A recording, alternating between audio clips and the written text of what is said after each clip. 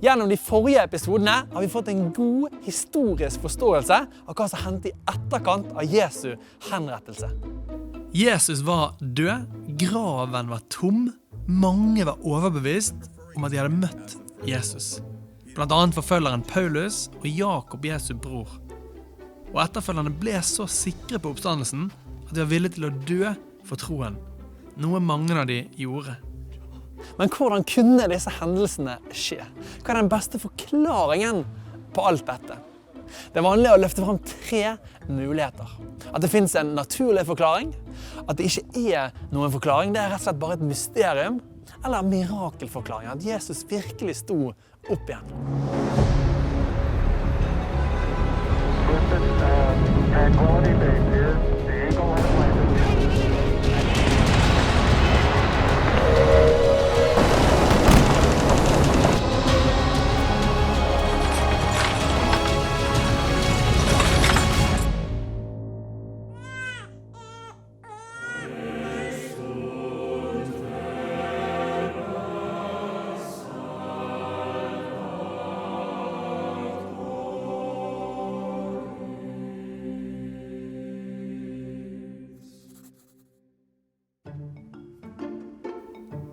Hvordan fungerer en naturlig forklaring?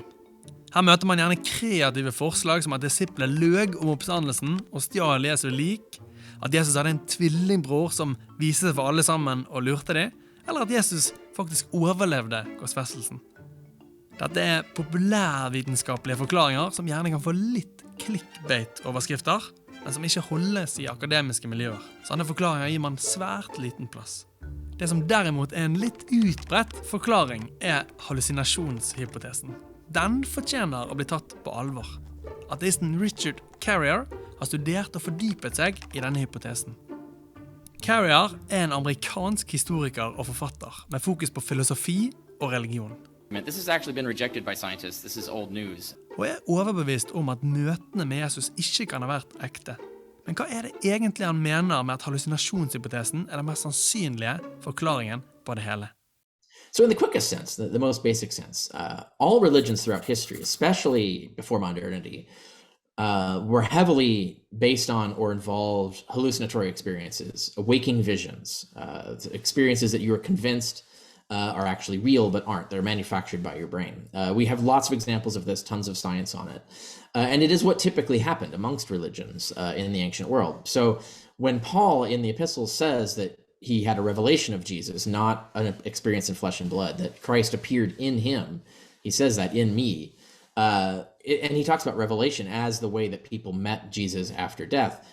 We see what looks like all these other religions that have the same kind of visionary experiences. So that's what we mean by the hallucination hypothesis. It's the idea that the Gospels later, with this story of an animated corpse walking around, eating fish and stuff, is legend. That's a legendary development later. Our earliest, most reliable evidence is the testimony of the only witness we have, which is Paul. And the hallucination hypothesis exactly fits what he describes perfectly well. And it also fits the precedent of all other religions. We can't just assume that Christianity is different from all the other religions that have originated and proceeded throughout history. So when we look at what usually happens and see that it matches up exactly with what Paul is describing, it's the most probable hypothesis to explain what happened. Kan det virkelig være sånn som Carrier sier, at disiplene bare hallusinerte møtene med Jesus? En og en kan jo ha innbildt seg det hele, men at disiplene tilsynelatende skal ha møtt han sammen, sånn som det vitnes om, er det i det hele tatt mulig? Det å sitte og være så slitne, så nedslitte, så nedbrutte, tror jeg nok gjør det lettere å begynne å oppleve noen ting og se noen ting som andre kanskje ikke er enig i. Men hvor sannsynlig det er kjempeusannsynlig. Sitter 11 stykker og opplever det samme igjen. Minst en av dem hadde trodd mindre på det. Hvis det ikke virkelig hadde vært noen ting. Så sannsynligheten for at alle de 11 skal kjenne på det samme, se det samme og få det samme bildet opp uten at det er ytre stimuli, for igjen ta definisjonen på hallusinasjon, det er helt usannsynlig. Kan man hallusinere på en måte motsatt av ens egen virkelighetsforståelse? Altså du kan jo si at det å plutselig se en som du har savnet veldig, som du vet er død, er jo mot din egen virkelighetsforståelse. Ja visst kan du det, det er ikke uvanlig engang. Det å oppleve at du plutselig ser noen på vei inn i rommet akkurat i det du holder på å sovne, når du vet at du har låst døren. Igjen, det er ikke noe uvanlig hendelse. Men det skal jo nesten mer til før vi tror på det, før vi får det der håndfaste. Og det er jo også interessant med fortellingen, hvor tydelig den er på at han ber disiplene komme og kjenne, altså få et fysisk inntrykk, gir det mere. Og så kan du si, beviser det noen ting i seg selv? Det gjør jo ikke det. For igjen, en hallusinasjon kan være så kraftig at den inneholder både syn, hørsel, taktilt, altså følelsen. Så det er et spennende felt, men det er veldig sjelden at vi har alle disse sansene samtidig aktivert i en hallusinasjon. Som regel så er en hallusinasjon en av sansene. Ja, det har vært veldig spennende å møtes. Likeså. Du, vi høres. Vi gjør det. Ha det godt. Ha det bra. Dette minner meg om noe som hjerneforsker Sharon Dirks også var inne på i Oxford. The likelihood that they could all hallucinate the same thing is just impossible. And so this theory has been discounted by theologians, philosophers and psychologists. Forskning viser at toppen 15% opplever hallusinasjoner i løpet av livet. Med dette i bakhodet er sannsynligheten for at for eksempel alle de 12 skulle hallusinere i løpet av livet mindre enn 0,0000001%. Om man da også legger til at det skjedde akkurat samtidig, og ved flere anledninger, og med mange andre personer også, blir oddsen helt usannsynlig. Hallusinasjonshypotesen fungerer altså ikke som forklaring til disiples møter med Jesus, og heller ikke til den tomme graven. Den mest attraktive, naturlige forklaringen, selv om den ikke er veldig utbredt, feiler dermed. Konklusjonen er at det ikke finnes noen naturlig, fornuftig forklaring som fungerer, gjør ikke at man nødvendigvis må gå for mirakelforklaringen. Flere som har kommet til erkjennelsen at det ikke er noen tilgjengelig, fornuftig, naturlig forklaring som duger på faktaene, har du heller kalt det for et mysterium. Det er vanskelig å forklare eller skjønne hvordan disse tingene kunne skje, men det ligger gravlagt i historien. Og da er det nettopp spørsmålet om mirakelforklaringen som må stilles. Fungerer den på en god måte, eller må vi bare si at hendelsene er et mysterium? For å finne ut av det, har jeg tenkt å snakke med professor Richard Swinburne. Swinburne er vitenskaps- og religionsfilosof i Oxford. Han er den nåtidens mest anerkjente filosofer. I dag er han pensjonist, men ikke den typen som du finner på bingoen eller eldresenteret. Nei, han skriver fortsatt bøker, er en aktiv samfunnsdebattant, og innimellom tar han seg til og med tid til å møtes andre som meg. Hello, Hello, Richard. you are Thor. Yes. Good, glad to meet you. Swinburne er nesten 90 år, og har viet hele sitt liv til store spørsmål som finnes Gud, og kan vi vite noe om Gud? Swinburne har jobbet så mye med mirakelforklaringen at han til og med har regnet ut den statistiske sannsynligheten for oppstandelsen. Dette har han gjort ved hjelp av en sannsynlighetsformel kjent som Bayes' theorem. Basert på de historiske faktaene kommer frem til et overraskende høyt tall, 97%. And there's two sorts of evidence in the Gospels. First is the empty tomb, and the second is the appearances. And another reason for believing that happened on the first Sunday is the universal custom of the Christian Church to celebrate the Eucharist on a Sunday. There's no counter-instance to it. They all celebrated on the Sunday, and why the Sunday? Well, because this was 3 days after purported crucifixion occurred. And now, if you suppose that there is no God, or that you wouldn't be interested in us, you will believe that the final determination of what happens is the laws of nature.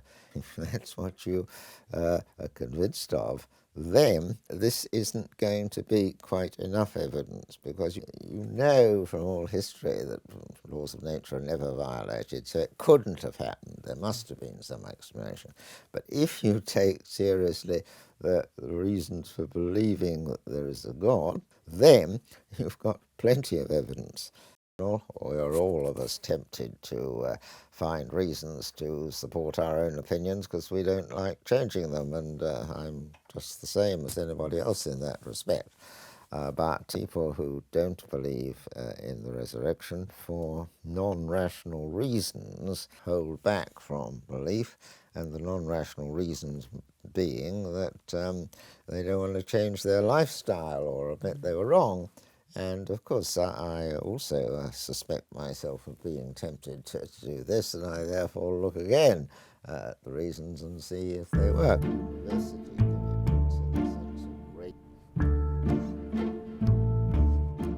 Men hva tenker folk på gaten her I Oxford? Hvor mange prosent sannsynlighet tror de oppstandelsen Well, as someone who doesn't believe in that because I'm Muslim, then 0%. Yes. I think 0%. Well, I'm not.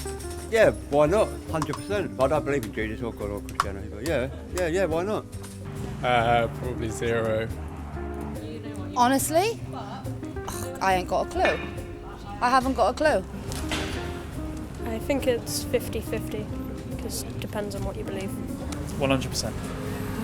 If I believed in Jesus in the first place, then I'd say highly improbable.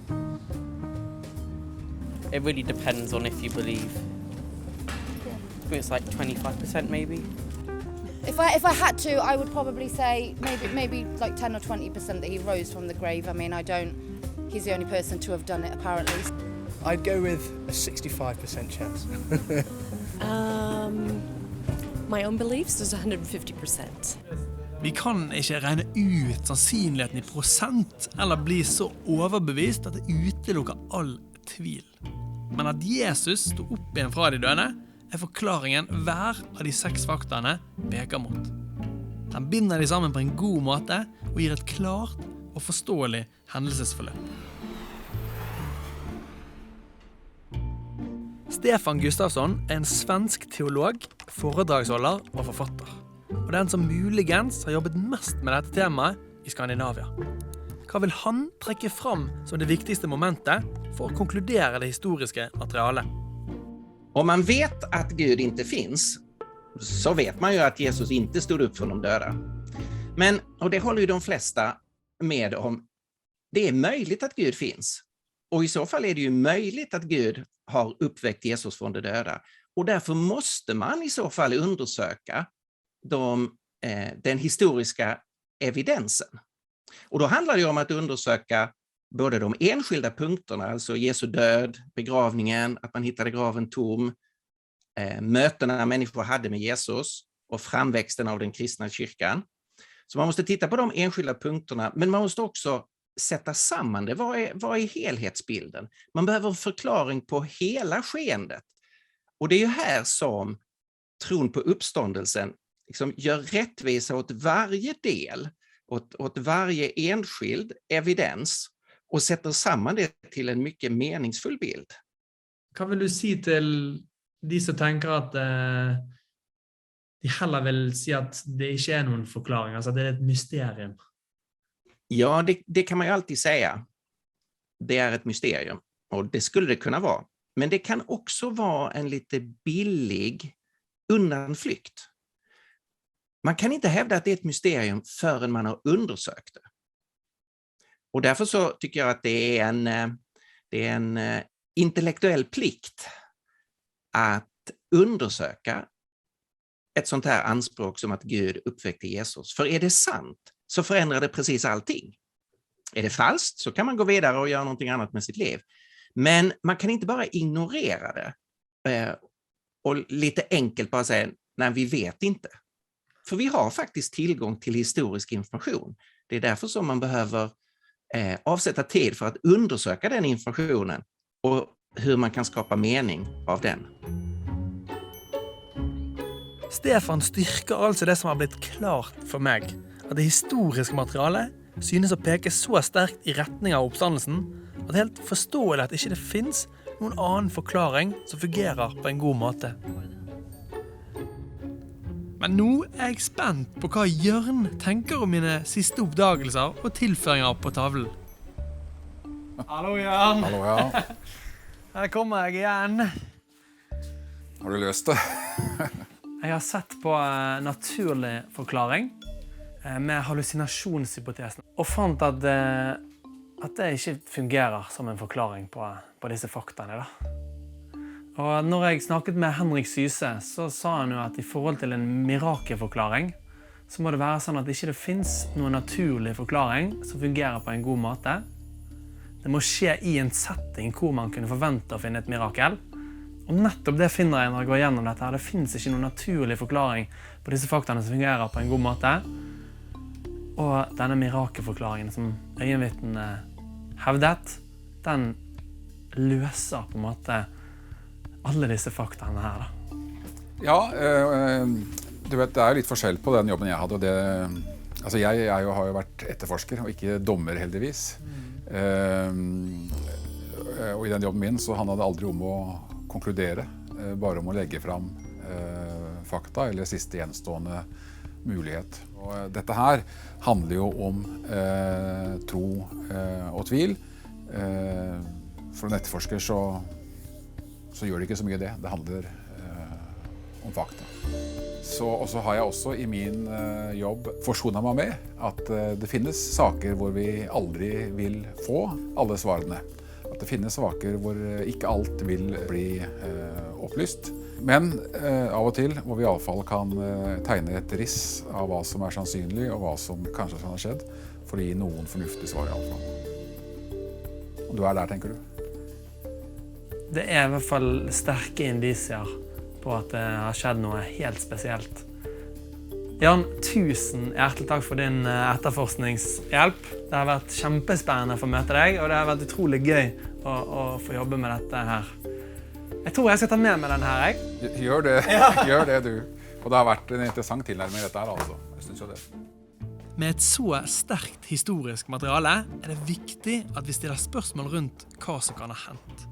Om man ikke har tro på noe mer, kan det oppleves som et stort steg å ta og gå for et mirakel, selv om det ser ut til å være den forklaringen alt peker på. For jo mer som blir historisk avdekket og bekreftet, jo sterkere blir forklaringen, sånn jeg ser det.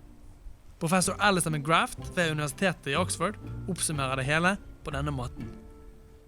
I would say that the resurrection, if you like, is the final stone in a building, which in effect holds the whole thing together. It's not that Jesus is a good religious teacher. It's not just that he is our friend, our traveling companion through life. In effect, the resurrection is all about Christ being a way to God. Not simply him saying, this is what God is like, but rather saying, I can take you there. It's part of this rich and wonderfully exciting picture of who Jesus really is.